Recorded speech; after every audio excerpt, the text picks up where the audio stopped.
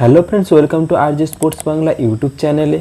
এবার কি তাহলে ঘরের ছেলে প্রীতম কোটাল ঘরে ফিরছে? এই জল্পনাই চলছে এই মুহূর্তে ট্রান্সফার মার্কেটে। তবে এই মুহূর্তে তো ট্রান্সফার মার্কেট বন্ধ হয়ে গেছে, তাহলে প্রীতম কোটাল মোহনবাগানে সই করবে কিভাবে? সব কিছু নিয়েই আলোচনা করব আজকের এই ভিডিওটাতে, তাই ভিডিওটা শুরু থেকে শেষ অবধি দেখার অনুরোধ রইল।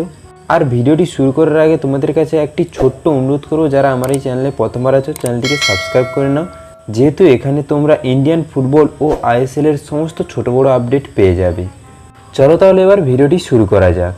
আনোয়ার আলী মোহনবাগান ছাড়ার পর থেকেই মোহনবাগান একটা ভালো মানের ইন্ডিয়ান ডিফেন্ডার খুঁজছিল। সেই ক্ষেত্রে দুটো নাম বেরিয়ে এসেছিল। প্রথম নামটা হলো প্রীতম কোটাল, সেকেন্ড নামটা হলো অ্যালেক্স সাজি।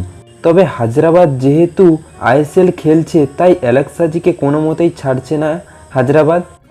ফলে প্রীতম কোটালকে ঘরে ফেরানোর অনেক চেষ্টা করছিল মোহনবাগান, তবে কেরালা কোনো মতেই রাজি হচ্ছিল না। তবে এই ট্রান্সফার উইন্ডো বন্ধ হওয়ার আগেই মোহনবাগান হয়তো কেরালা ব্লাস্টার্স আর প্রীতম কোটালের সাথে কথাবার্তা বলে ডিলটা ডান করে ফেলেছে।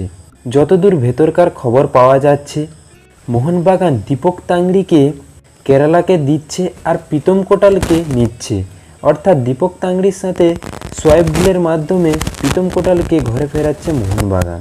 তোমাদের অনেকের মনে হতেই পারে ট্রান্সফার উইন্ডো তো বন্ধ হয়ে গেছে 31 তারিখে, তবে মোহনবাগানে প্রীতম কোটাল আসবে কিভাবে? তোমাদেরকে বলি, তোমরা কেউ লক্ষ্য করেছো কিনা জানি না, ডুরান্ড কাপের লাস্ট দুটি ম্যাচে দীপক তাংড়িকে কিন্তু দেখতে পাওয়া যায়নি বেঞ্চে। ফলে যতদূর জানা গেছে 31 তারিখের আগেই এই ডিলটি নিয়ে সই স্বাক্ষর হয়ে গেছে উভয় দলের পক্ষেই।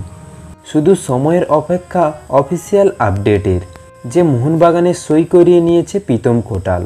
এই ছিল আজকের ভিডিওটি যদি ভালো লেগে থাকে লাইক কমেন্ট শেয়ার করে দিও, আর চ্যানেলে যারা প্রথমবার আছে চ্যানেলটিকে সাবস্ক্রাইব করে নিও।